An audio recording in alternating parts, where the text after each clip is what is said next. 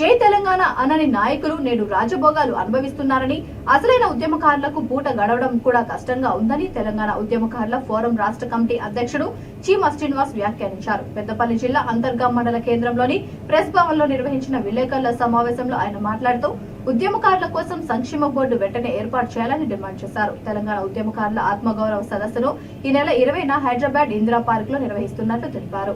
ఉద్యమకారుల సంక్షేమ బోర్డు వెంటనే ఏర్పాటు చేసి 10,000 కోట్ల బడ్జెట్ కేటాయించాలని ఫోరం రాష్ట్ర అధ్యక్షుడు మాడ నారాయణ రెడ్డి డిమాండ్ చేశారు. రాష్ట్ర సాధనలో అమరులైన అమరవీరుల కుటుంబాలను ఆదుకోవాలని, ఉద్యమకారులను తెలంగాణ స్వతంత్ర సమర యోధులుగా గుర్తించాలని కోరారు. ప్రభుత్వ సంక్షేమ పథకాలలో 20% కోటా కేటాయించాలని, తెలంగాణ ప్రాంత వాసులకే 90% ఉద్యోగ అవకాశాలు కల్పించాలని అన్నారు. రాబోయే ఎన్నికల్లో అన్ని రాజకీయ పార్టీలు ఉద్యమకారులకు టికెట్లు కేటాయించాలని డిమాండ్ చేశారు.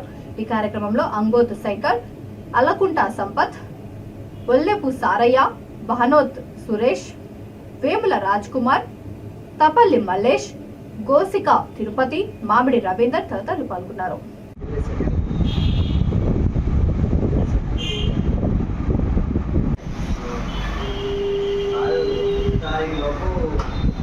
వివరాలను నమోదు చేసుకుని వివరాలు పంపించమని అడ్రస్ పౌర సరఫరాల సంబంధించిన కమిషన్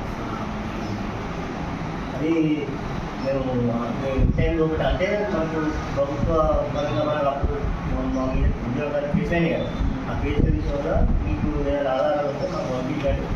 దానికి అనుకూలంగా మేము ప్రభుత్వం వాళ్ళకు పౌర సరఫరాల శాఖ వాళ్ళు ఆదేశించినప్పుడు వీళ్ళు మా దగ్గర నుంచి ఆన్లైన్లో తీసుకున్నాం.